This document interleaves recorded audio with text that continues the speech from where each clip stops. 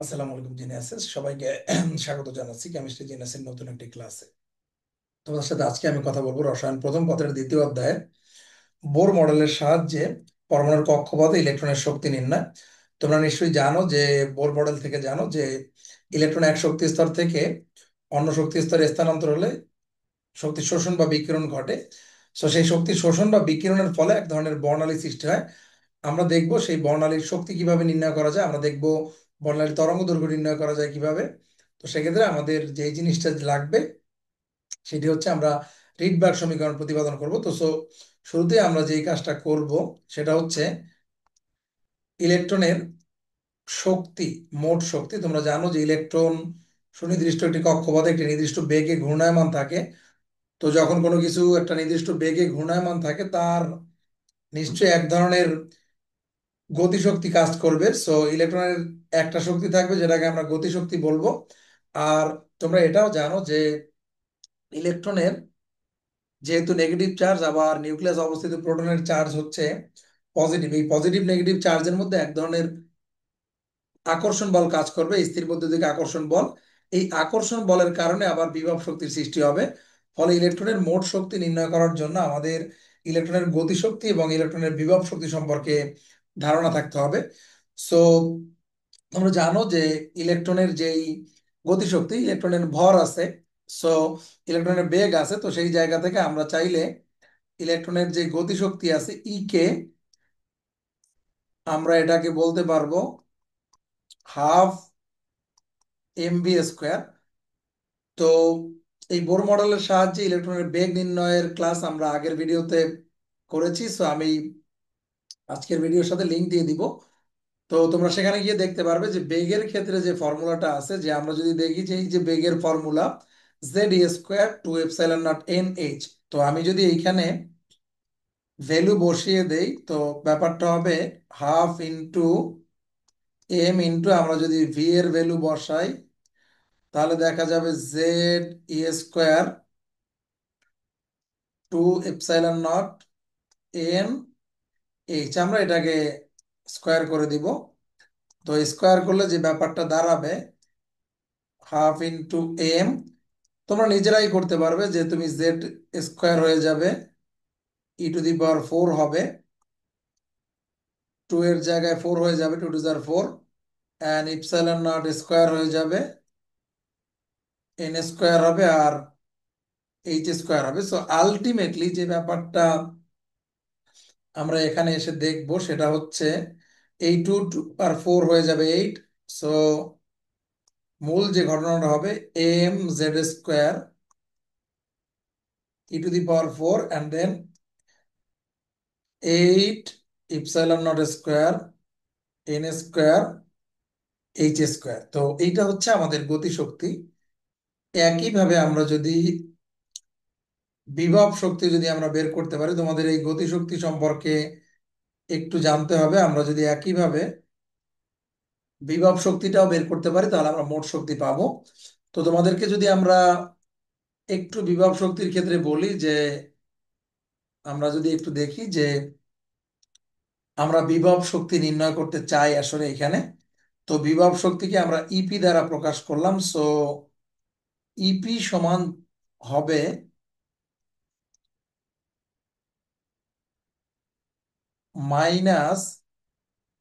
-z² 4πε0। আর এই যে বিভব শক্তিটা কেন মাইনাস হলো বা এইরকম কেন হলো এই ব্যাপারে একটু আমি তোমাদের সাথে কথা বলতে চাই। আসলে দেখো যে আমরা যদি লক্ষ্য করি যে আমাদের নিউক্লিয়াস থাকে, ইলেকট্রন সাধারণত নিউক্লিয়াস থেকে একটা নির্দিষ্ট দূরত্ব, সেটাকে আমরা আর দূরত্ব বলি, যেটা ব্যাসার্ধ, সে নির্দিষ্ট একটা কক্ষপথে অবস্থান করে। সে যখন প্রথম কক্ষপথে অবস্থান করে তখন তার যে শক্তি থাকে তার চেয়ে দ্বিতীয় কক্ষপথে শক্তি আরো বেশি, তৃতীয় কক্ষপথে শক্তি আরো বেশি, এভাবে যখন সে অসীম দূরত্বে চলে যায়, অর্থাৎ সে পরমাণু থেকে বাইরে বের হয়ে যায়, অর্থাৎ নিউক্লিয়াসের সাথে তখন আর তার কোনো আকর্ষণ কাজ করে না, তখন তার যেই শক্তিটা সেই শক্তিটাকে আমরা শূন্য ধরি, জিরো ধরি, জিরো হয়ে যায়। অর্থাৎ এই ক্ষেত্রে অসীম দূরত্বে, অর্থাৎ ইনফিনিটি যখন আমার দূরত্ব, তখন তার এই যে বিভব শক্তিটা সেটা আমার শূন্য হয়ে যায়। অর্থাৎ আমরা যখন এই ইলেকট্রনটাকে অসীম দূরত্ব থেকে, নিউক্লিয়াস থেকে আর দূরত্বের কোনো একটা কক্ষপথে নিয়ে আসব, তখন দেখা যাবে আমার শূন্য থেকে আস্তে আস্তে ঋণাত্মকের দিকে আসবে। এই জন্য আমরা দেখি যে আমাদের এই যে ইলেকট্রনের যে বিভব শক্তিটা, এই বিভব শক্তিটা আমাদের ঋণাত্মক হবে। অর্থাৎ আমরা যখন অসীম দূরত্ব থেকে একটা ইলেকট্রনকে নিউক্লিয়াস থেকে আর দূরত্বের একটা ব্যাসার্ধে নিয়ে আসব, সেই ক্ষেত্রে আমরা দেখব যে তোমার ঋণাত্মক হবে, কারণ অসীম দূরত্বে আমার শক্তি শূন্য। আর এর বাইরে আমি যদি তোমাদেরকে গাণিতিক ভাবে দেখাই, যে তোমরা জানো যে এই যে আমাদের নিউক্লিয়াসে যদি জেড থাকে, জেড ই সংখ্যক প্রোটন থাকে, আর ইলেকট্রনের যদি চার্জ ই হয়, তার মধ্যে এক ধরনের কুলম্বিক ফোর্স কাজ করবে। এখন এই অসীম দূরত্ব থেকে যখন আমরা ইলেকট্রনটাকে নিয়ে আসব, সেই ক্ষেত্রে যেই কৃত কাজটা হবে W equal to F D R, এইটাই হবে আসলে মূলত আমাদের বিভব শক্তি। তো তোমরা দেখো, যেহেতু অসীম দূরত্ব থেকে আমরা নিউক্লিয়াস থেকে আর দূরত্বে নিয়ে আসছি, সুতরাং এটাকে যদি আমরা এফ এর ভ্যালু বসাই এবং তোমার এটাকে যদি আমরা ইন্টিগ্রেশন করি, তখন আমরা ইপির এই ভ্যালুটা পাবো। তো তোমরা দেখো যে আমরা ইপির এই ভ্যালুটা পেলাম। তো দেখো এখানে একটা আর আছে। তো আমরা যদি এই আর এর মানটা আগে থেকেই জানি, আর এর মানটা আমি যদি তোমাদের জন্য একটু লিখে দেখাই, epsilon not N square H square pi M Z E square. So দেখো এই সমীকরণে আর যেহেতু নিচে আছে, so pi M Z square এটা বিপরীত হয়ে যাবে। সুতরাং আমরা যদি ভ্যালুটা বসাই, ব্যাপারটা কিন্তু এমন হবে, তোমরা যদি একটু দেখো, মাইনাস জেড ই স্কোয়ার আমার থাকবে। তো এরপরে আমাদের 4 পাই ইপসাইলন নট থাকতেছে, ইনটু দিয়ে দেই। ইনটু দিলে যে ঘটনা হবে, দেখো আর এর যে ভ্যালুটা আছে পাই এম, দেখো pi M Z E square, এটা উপরে চলে যাবে, epsilon not N square H square. Okay, এখন আমরা যদি একটু কাটাকাটি করি, পাই পাই কাটাকাটি যাবে, আর এই জেড মাল্টিপ্লাই হয়ে যাবে। আলটিমেটলি দেখো ব্যাপারটা কি দাঁড়াবে, minus M Z square E to the power 4। আর এই ইপসাইলন ইপসাইলন মাল্টিপ্লাই করলে 4 epsilon not square N square H square. এখন তোমরা যদি এইটার প্যারালালি কিছুক্ষণ আগে যে আমরা সূত্রটা দেখলাম কে, এইটা যদি একটু লক্ষ্য করো, এখান থেকে একটা তোমরা ইন্টারেস্টিং জিনিস পাবে। সেটা হচ্ছে এখানে ছিল, ওটা পজিটিভ ছিল, M Z square E to the power 4 8 epsilon not square N square H square. অর্থাৎ দেখো ইপি আর ইকের দিকে যদি তাকাও, দুইটা সমীকরণের দিকে যদি তুমি তাকাও ভালো করে দেখো, এইখানে 4, এইখানে 8, বাকি সবকিছু সেম। অর্থাৎ আমরা যদি এটাকে একটা অনুপাত করি, লক্ষ্য করো, ইপি বাই যদি ইকে করি, তখন আমার দেখা যাবে আসলে ইপি ইকুয়াল -2 ইকে। এই সমীকরণটা অবশ্যই ছোট্ট একটা সমীকরণ, এটা তোমরা খুব ভালোভাবে মনে রাখবে, কারণ এটা তোমাদের এমসিকিউতে খুবই কাজে লাগবে।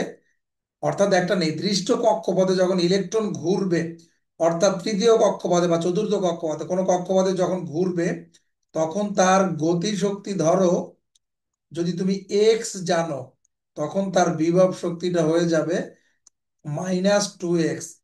এর মানে হলো তুমি যখন কোনো জিনিসের ইলেকট্রনের ক্ষেত্রে গতিশক্তি পাবে, তুমি ইজিলি বিভব শক্তি পাবে। আবার যখন তুমি বিভব শক্তি পাবে, তুমি কিন্তু গতিশক্তিটাও পেয়ে যাবে। অর্থাৎ দেখো আমরা কিন্তু গতিশক্তি পেয়ে গেলাম, বিভব শক্তি পেয়ে গেলাম। এখন আমাদের মোট শক্তি বের করার জন্য আমাদেরকে যে কাজটা করতে হবে, আমাদের মোট শক্তি ইএন যদি আমরা বলি, তো সেক্ষেত্রে ছিল ইকে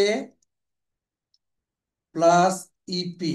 তো তোমরা যেহেতু ইকে ইপি এর ভ্যালু জানো, তো M Z square E to the power 4 8 epsilon not square N square H square. এর পরে আমরা ওই যে ইপিটা মাইনাস ছিল, এই জন্য প্লাসে মাইনাসে মাইনাস হয়ে যাবে। তো mz² e⁴, আর আমরা জানি যে এখানে ছিল 4 epsilon not square N square H square. Okay, so এই ছিল। এখন আমরা যদি এখানে বিয়োগ করে দেই, দেখো দুইটাকে লসাগু করলে হবে 8 epsilon not square N square H square. আর এখানে 8 8 কাটাকাটি যাবে, তো পরে এম জেড² হবে, e⁴ হবে। এখানে দেখো 4 2 8 হবে, 4 2 8, 2 mz² e⁴। অর্থাৎ তুমি যদি বিয়োগ করো -mz² e⁴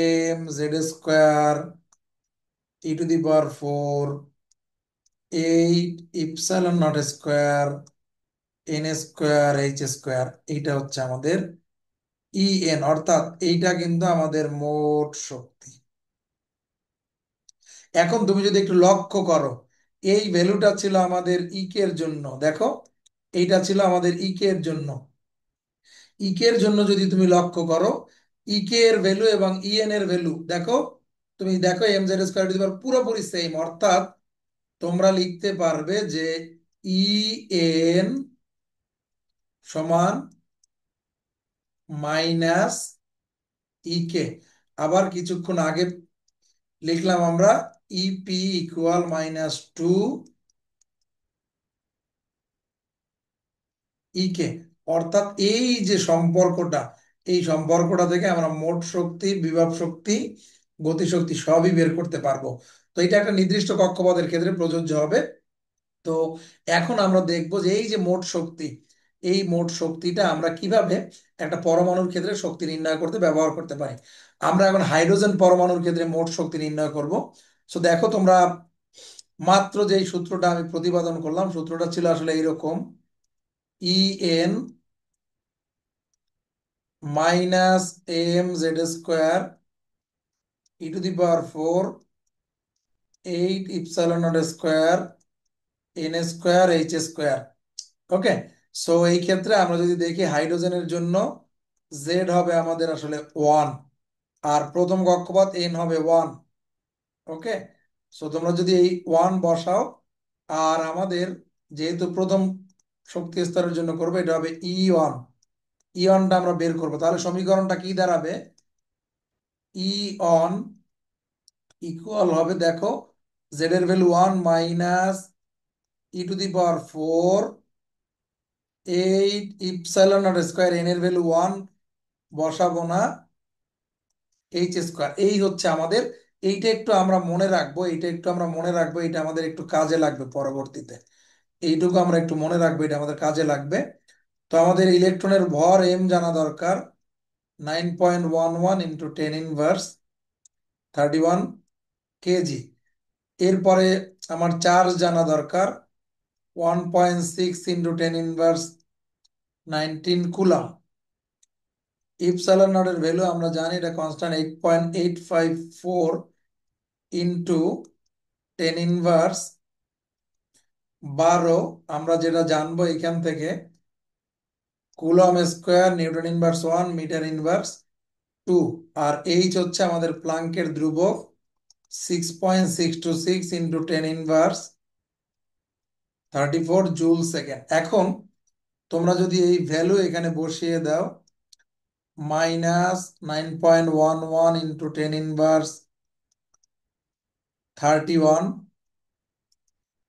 আর ইলেকট্রনের এইখান থেকে যদি চার্জ বসানো হয় 1.6 ইন্টু 10⁻19, যার পাওয়ার দিবে 4, 8 ইন্টু 8.854 ইন্টু 10⁻11, যার উপরে স্কোয়ার, 6.626 ইন্টু 10⁻34, যার উপরে স্কোয়ার। এখন তোমাদেরকে একটা কথা বলে রাখবো, আমাদের হিসাব করে আমি দেখাইতাম, কিন্তু তোমাদেরকে বলে রাখি, এই যে দেখো এখানে পাওয়ার 31, এখানে আছে স্কোয়ার, অর্থাৎ এখানে দেখবে স্কোয়ার, সরি পাওয়ার 4 আছে, 76 হবে, অর্থাৎ টোটাল পাওয়ার 107, 107 হয়ে যাবে। তো তুমি যদি ক্যালকুলেটারে একসাথে দাও সেক্ষেত্রে কিন্তু জিরো আসার সম্ভাবনা আছে। এই জন্য তোমরা যেটা করবে, ইন্ডিভিজুয়ালি ভেঙে ভেঙে করবে, অর্থাৎ পাওয়ার গুলোকে আলাদা করে হিসাব করে নিবে। তোমাদের ক্যালকুলেটারে 100-এর বেশি পাওয়ার করতে পারবে না। এই জন্য তোমরা দেখো এখানে আমাদের ভ্যালুটা আসবে -2.18 ইন্টু 10 ইনভার্স 18। এইটা আসবে আমাদের জুলে, অর্থাৎ প্রথম কক্ষপথে, হাইড্রোজেন পরমাণুর প্রথম কক্ষপথে এই শক্তিটা হবে। আর এই শক্তিটাকে আমরা এখন ইলেকট্রন ভোল্টে নিব। আমরা জানি 1 ইলেকট্রন ভোল্ট, একটা ইলেকট্রনের চার্জ দিয়ে যেই কাজ করব সেটা হচ্ছে 1.6 ইন্টু 10 ইনভার্স 19 জুল। অর্থাৎ তুমি যখন জুল থেকে ইলেকট্রন ভোল্টে যাবে, এটাকে ভাগ করে দিবে। অর্থাৎ আমরা যদি এখন করি -2.18 ইন্টু 10 ইনভার্স 18, এটাকে ভাগ করব 1.6 ইন্টু 10 ইনভার্স 19 দিয়ে। ফলে আমরা যে ভ্যালুটা পাবো -13.6 ইলেকট্রন ভোল্ট। সো এই ভ্যালুটাও আমরা একটু মনে রাখবো, এই ভ্যালুটাও আমাদের জন্য ইম্পর্টেন্ট। আমরা এই দুইটা ভ্যালুই, জুলেরটাও মনে রাখবো, এইটা মনে রাখবো। আমাদের এই সমীকরণটা একটু, আমরা বারবার বলছি এই সমীকরণটা আমাদের অনেক কাজে লাগবে। সো এটা একটু করব। তো এখন আমরা দেখবো, এটা তো আমরা হাইড্রোজেন পরমাণু, আমরা দেখলাম যে এই পুরো মানটা হচ্ছে আমাদের কনস্ট্যান্ট। তো হাইড্রোজেনের সাথে আমরা একটা অন্য পরমাণুর ক্ষেত্রে কিভাবে করতে পারি, যে অর্থাৎ হাইড্রোজেন পরমাণুর ক্ষেত্রে তোমরা যদি মূল ফর্মুলাটা লক্ষ্য করো, আমাদের মূল ফর্মুলাটা ছিল EN -mz² e⁴ 8 epsilon not square n² h²। এটা হচ্ছে আমাদের মূল ফর্মুলা। তো আমরা দেখবো যে এই হাইড্রোজেন পরমাণুর প্রথম কক্ষপথে ইলেকট্রনের শক্তির সাথে অন্য যে কোনো পরমাণুর শক্তির কি সম্পর্ক। তুমি মাত্র এই যে আমরা হাইড্রোজেনের ইয়নটা বের করলাম, এক্ষেত্রে আমাদের ছিল m e⁴ মাইনাস ছিল 8 ইপসাইলন নট স্কোয়ার h² ছিল। সো আমরা যদি এই ফর্মুলাটাকে একটু রিফর্ম করে দেখাই, দেখো যদি আমরা এমন করি -m e⁴ 8 epsilon not square n², থাকবে না আসলে h², n²টাকে আমরা একটু আলাদা করব, z² বাই n²। তো এই যে দেখো এতটুকুর পরিবর্তে আমরা লিখতে পারবো ই অন, অর্থাৎ ই on into z² by n²। অর্থাৎ আমরা কিন্তু এইখান থেকে এই ফর্মুলাটা তৈরি করতে পারলাম। আমরা এটা ব্যবহার করে অন্য যে কোনো পরমাণুর ক্ষেত্রে বের করে ফেলবো। সেক্ষেত্রে আমাদের মনে রাখতে হবে ই1 হচ্ছে -13.6 ইলেকট্রন ভোল্ট, যারা জুলে করবা তারা -2.18 ইন্টু 10 ইনভার্স 18 জুল করবে। সো দেখো আমরা এই হচ্ছে গিয়ে, দেখো এখন তোমাদের এই যে মাইনাস চিহ্ন, আমাদের যত উচ্চ শক্তি স্তরে যাবো ইলেকট্রন শক্তি কিন্তু বাড়তে থাকবে। অর্থাৎ তুমি যখন n² দিয়ে ভাগ করবে, অর্থাৎ ভ্যালু কিন্তু কমতে থাকবে। তো এই জায়গাটা একটু আমরা খেয়াল করব। আর দেখো যদি হাইড্রোজেনের প্রথম কক্ষপথ চিন্তা করো, হিলিয়ামের দ্বিতীয় কক্ষপথ যদি হয় Z2N2, Z2N2, সেক্ষেত্রে কিন্তু আমাদের শক্তি সমান হবে। অর্থাৎ হাইড্রোজেন পরমাণুর প্রথম কক্ষপথে ইলেকট্রনের যা শক্তি হবে, হিলিয়াম প্লাসের দ্বিতীয় কক্ষপথে ইলেকট্রনের শক্তি সেম হবে। একইভাবে লিথিয়াম প্লাসের, অর্থাৎ হাইড্রোজেনের জন্য হচ্ছে গিয়ে আমাদের ই1, আবার হিলিয়াম প্লাসের জন্য হচ্ছে ই2, অর্থাৎ দ্বিতীয় কক্ষপথ, আবার লিথিয়াম 2 প্লাসের জন্য ই3, অর্থাৎ এই প্রত্যেকটা ভ্যালু আমাদের সমান হবে। কারণ এই যে জেড তখন এন এর সাথে কাটাকাটি যাবে, এই জায়গাটা আমরা একটু খেয়াল করব। এবং অন্যান্য কক্ষপথে কখন কি, এই ফর্মুলা ব্যবহার করে আমরা অঙ্ক করতে পারবো। এখন এখান থেকে আমরা চাইলে হিলিয়াম যে কোনো কিছুর অঙ্ক আমরা এখানে করতে পারবো। এবার আসো আমরা আরেকটা গুরুত্বপূর্ণ জিনিস আমরা করব, সেটা হচ্ছে রিডবার্গ সমীকরণটা আমরা একটু, বর্ণালীর শক্তি। তোমরা জানো যে একটা ইলেকট্রন যখন উচ্চ শক্তি স্তর থেকে নিম্ন শক্তি স্তরে আসে তখন শক্তিটা বিকিরণ করে, আবার নিম্ন শক্তি স্তর থেকে উচ্চ শক্তি স্তরে গেলে শক্তিটা শোষণ করে। অর্থাৎ আমাদের শোষিত শক্তি এবং বিকিরিত শক্তি সবসময় সমান হবে। আমি যদি তোমাদেরকে একটু দেখাই যে আমরা যদি এই যে শক্তিটা বের করতে চাই ডেল ই বের করতে গেলে আমাদের যে জিনিসটা লাগবে সেটা হচ্ছে যে আমাদের নির্দিষ্ট একটা কক্ষপথে, আমরা এখানে এমন হইতে পারে আমরা প্রথম কক্ষপথ দ্বিতীয় কক্ষপথ নিয়ে কাজ করছি, আমরা চাইলে দ্বিতীয় তৃতীয় তৃতীয় চতুর্থ অর্থাৎ যে কোনো একটা কক্ষপথ আমাদের এখানে মনে রাখতে হবে। এই যে আমাদের ইয়নটা, এইখানে ইয়ন আমরা বলতেছি নিম্ন শক্তি স্তর, নিম্ন শক্তি স্তর, ঠিক আছে। আর ই2 বলতে আমরা বলতেছি উচ্চ শক্তি স্তর। ওকে, এখন আমাদের এমন হইতে পারে এক দুই, দুই তিন, তিন চার, অর্থাৎ এই দুইটা শক্তি স্তরের মধ্যে যে কোনো দুইটা শক্তি স্তরের মধ্যে যেই শক্তি স্তরটা আমাদের উচ্চ শক্তি স্তর হবে সেটা নিয়ে আমরা চিন্তা ভাবনা করব। তো আমরা যদি এই ই1 এবং এই ই2 এর মান যদি বের করতে পারি, তোমরা নিশ্চয়ই খেয়াল করছো যে আমরা যদি একটু যাই, যে দেখো যে আমরা কিছুক্ষণ আগে যেই ফর্মুলাটা তৈরি করলাম যে ইএন ইকুয়াল ছিল -mz² e⁴ 8 ε0² n²h²। তো এখন আমরা যদি এখানে আমাদের প্রথম শক্তি স্তরের জন্য আমরা চিন্তা করি এটা ই1, তখন আমাদের ব্যাপারটা দাঁড়াবে কি -mz² e⁴ 8 ε0²। এখানে আমরা n1 ধরি, আমরা যেহেতু আমরা জানি না প্রথম কক্ষপথ দ্বিতীয় কক্ষপথ, দ্বিতীয় তৃতীয় হইতে পারে, এই জন্য আমরা n1 দ্বারা আমরা নিম্ন শক্তি স্তর বুঝবো n²h²। সিমিলারলি আমরা যদি ই2 করি তখন আমরা -mz² e⁴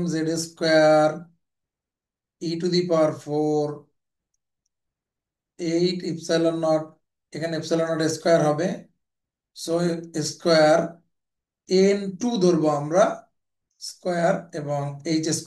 এবং অলওয়েজ মনে রাখবে n2টা সবসময় n1 এর চাইতে বড় হবে, অর্থাৎ আমার যদি চতুর্থ থেকে তৃতীয় হয় এইটা হবে n1, এইটা হবে n2। সবসময় n2টা বড় হবে, এই কথাটা আমরা মনে রাখবো সব সময়ের ক্ষেত্রে। শোষণ বলো বিকিরণ বলো একইভাবে আমরা অঙ্ক করব। তো এখন আমরা যদি এখান থেকে যদি একটু হিসাব করি, আমরা যদি তোমাদেরকে একটু দেখাই বা আমরা একটা কাজ করি, আমরা পরের স্লাইডে চলে যাই, ওখানে আমরা সরাসরি করি। আমি যদি হিসাবটা করি, দেখো যে আমাদের ডেল ই ছিল কি আসলে ই2 মাইনাস ই1। তো তুমি যদি সেই ভ্যালু বসাই দাও, যে দেখো যে আমাদের -mz² e⁴ 8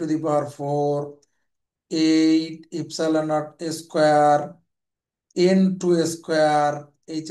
আবার এই মাইনাসে মাইনাস ওইটা প্লাস হয়ে যাবে।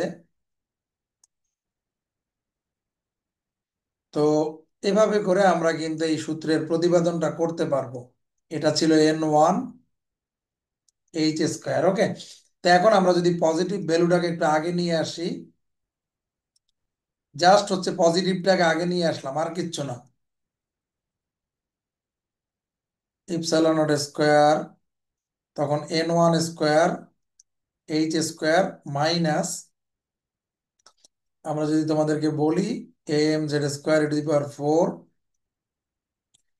8 ε0²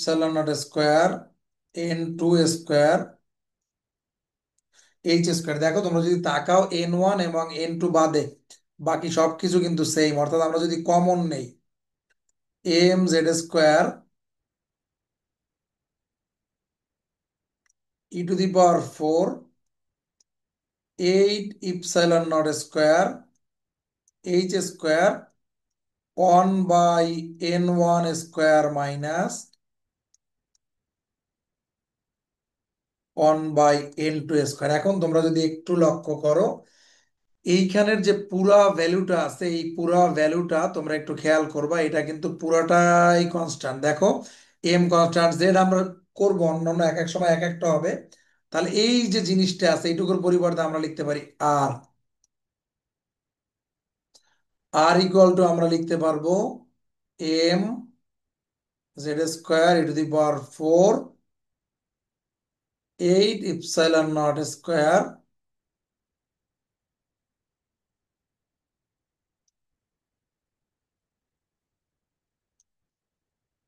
h²। আর এই যে আর, এই আরটাকে আমরা বলবো রিডবার্গ ধ্রুবক। সো আমরা এই রিডবার্গ ধ্রুবকের মান বের করতে পারবো। তো আমি ফাইনালি যদি লিখি যে r * 1/n1² - n2²।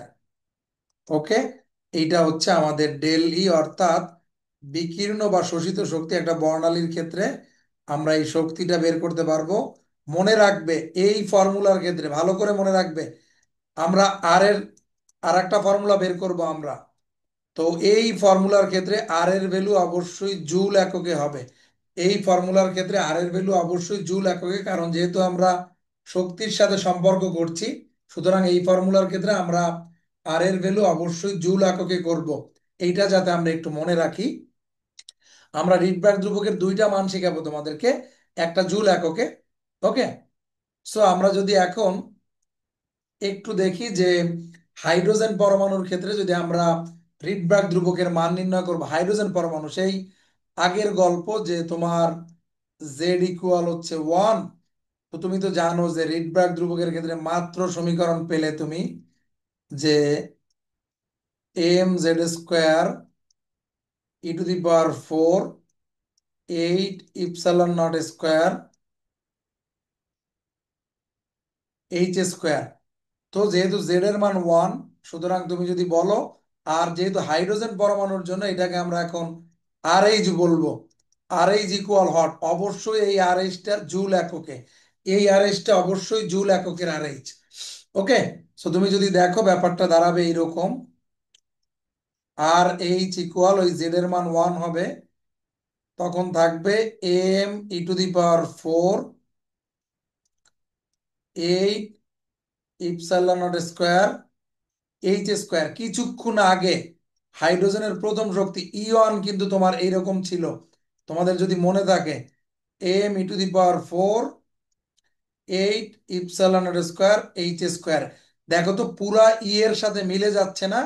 মিলে যাচ্ছে, শুধু পার্থক্যটা হচ্ছে এখানে মাইনাস নাই। অর্থাৎ আমরা আসলে যে ব্যাপারটা বলতে পারবো যে আমাদের ইয়নের ভ্যালু আর আর এইচ এর ভ্যালু, ঠিক আছে, আমাদের ইয়নের ভ্যালু আর আর এইচ এর ভ্যালুটা সমান, তবে আর এইচ এর ক্ষেত্রে আমাদের কি থাকবে না, মাইনাস থাকবে না। অর্থাৎ তুমি কিন্তু এখানে আর এর ক্ষেত্রে তাইলে অর্থাৎ তুমি কিন্তু সেই 2.18 ইন্টু 10⁻18 জুল অথবা 13.6 ইলেকট্রন ভোল্ট বসাতে পারো। অর্থাৎ তুমি যদি এই ভ্যালুগুলো বসাও, তখন কিন্তু ওই যে আগের মতো একই হিসাব, আলাদা আলাদা করে করবা। আমরা যেটা বললাম এই আর এইচ এর ভ্যালু শক্তিতে এইটা, এবং আমরা যদি দেখি যে এইখানে ভ্যালু বসাই, তখন দেখবা যে একই রকম আসবে। অর্থাৎ আমরা যে জিনিসটা দেখবো যে আর এইচ এর ভ্যালু আর আমাদের প্রথম শক্তি স্তরে ইলেকট্রনের শক্তি, এই ভ্যালু সেম। ওকে, আমরা এটা স্কোয়ার করব, এদিকে হচ্ছে 6.626, 34-এর উপরেও কি স্কোয়ার করব। অর্থাৎ তোমরা যখন এই ইয়নের ভ্যালু যেহেতু জানো, ইয়নের ভ্যালু জানি, তাহলে আমাদের ভ্যালু হবে ইয়ন সমান হবে মাইনাস আর এইচ। ইয়নের ভ্যালুটা বসাই দিলে মাইনাসে মাইনাসে ক্যান্সেল হয়ে যাবে।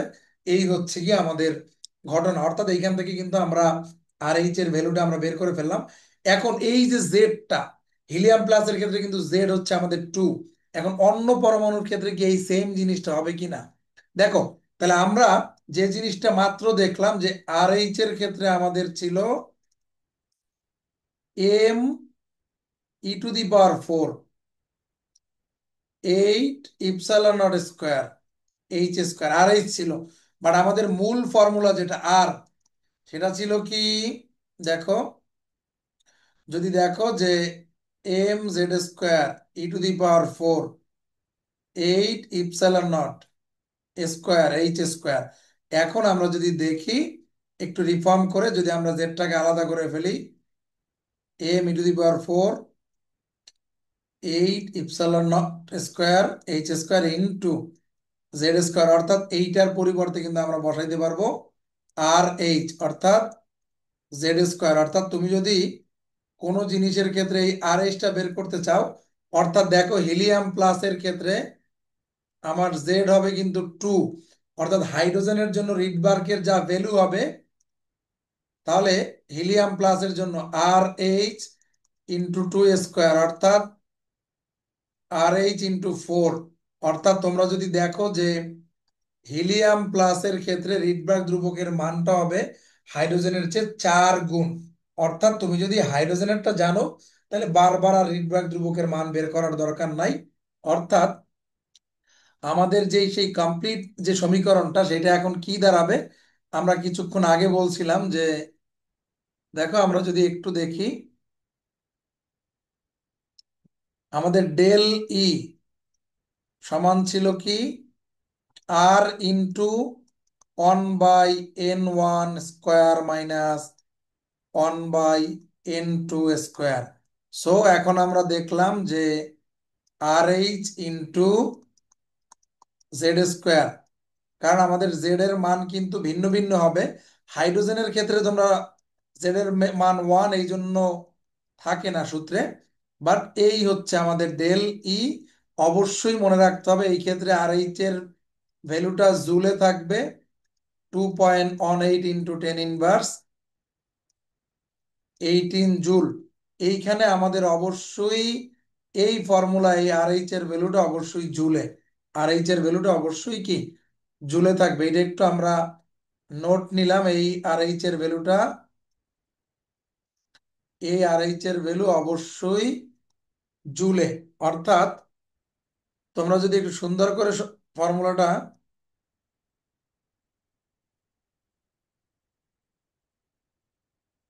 সো তোমরা যদি একটু সুন্দর করে দেখো,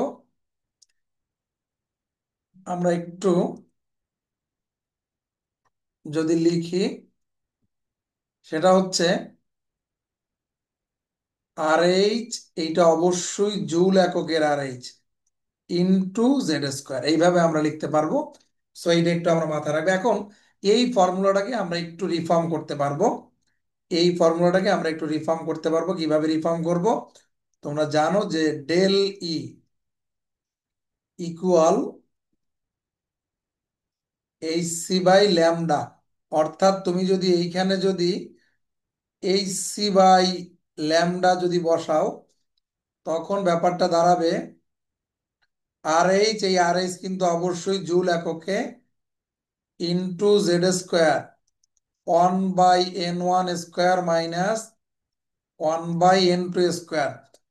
পরবর্তীতে যদি আমরা একটু দেখি যে এইখানে 1/ল্যামডাটা রাখবো, এই 1/ল্যামডা কিন্তু তরঙ্গ সংখ্যা, তাহলে আর এইচ, এই আর এইচ কিন্তু জুলে, ঠিক আছে, এই আর এইচ কিন্তু জুলে। তাহলে আমাদের হবে এই আর এইচ, এটা নিচে চলে আসবে এইচ সি।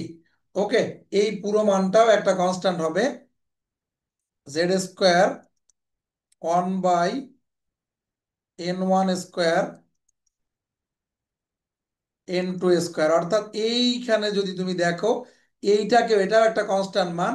এখন আমরা এইটার পরিবর্তে আমরা আর এইচ আর একটা ভ্যালু বের করতে পারবো, যেটা মিটার ইনভার্স এককে, যেটা অবশ্যই মিটার। দেখো 1/ল্যামডা, যেহেতু এখানে n1 এর একক নাই, n2 এর একক নাই, সুতরাং তুমি যদি দেখো এখানে আর এইচ এর আর একটা ভ্যালু আমরা পাবো, সেটা হচ্ছে আর এইচ এর যে জুলের ভ্যালু, সেটাকে আমরা ভাগ করব এইচ আর সি দিয়ে।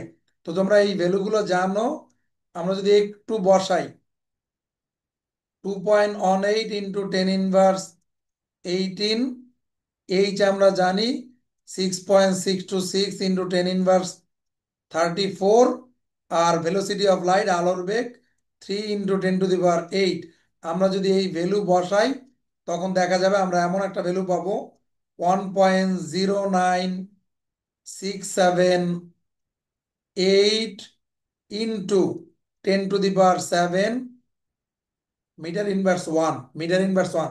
তাহলে আমরা দেখো এই যে এখন ফর্মুলাটাকে আমরা এখন আর একটু ভাবে লিখতে পারবো।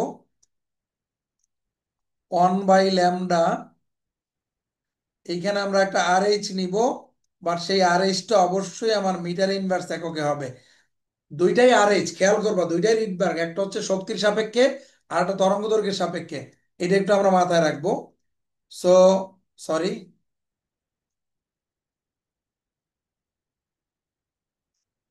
Z² 1/n1² -1/n2²। সো এই হচ্ছে আমাদের আর একটা ফর্মুলা। আমরা মূলত তোমরা দেখবে তোমাদের ক্লাসে ম্যাক্সিমাম ক্ষেত্রে এই ফর্মুলাটা ব্যবহার হচ্ছে।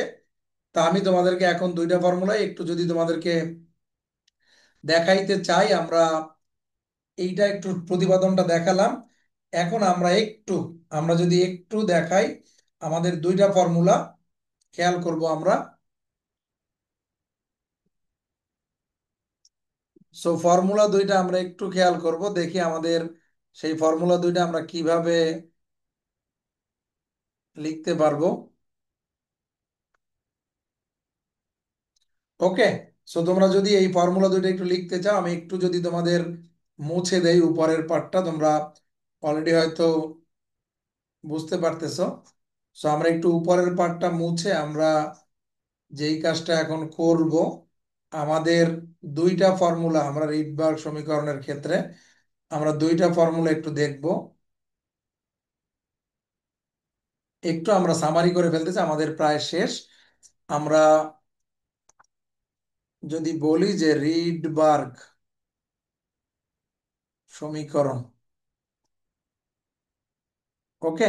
সো সেক্ষেত্রে আমাদের প্রথম সমীকরণটা ছিল ডেল ই ইকুয়াল আর এইচ। এই ক্ষেত্রে আমরা অবশ্যই মনে রাখবো এই আর এইচটা জুলে, Z² 1/n1² -1/n2²। এইটা গেল। এই ক্ষেত্রে আমরা আর এইচ এর যে ভ্যালু, অবশ্যই 2.18 ইন্টু 10⁻18 জুল। আবার তুমি যদি মনে করো যে না, আমরা আসলে 1/λ বসাবো, আর এইচ এইটা অবশ্যই মিটার ইনভার্স, মিটারেই করতে হবে, নট নেসেসারি এটা সেন্টিমিটারেও হইতে পারে। বাট আমরা তরঙ্গ দৈর্ঘ্য, দৈর্ঘ্যের এককের সাথে আমরা এটা করব Z² n1²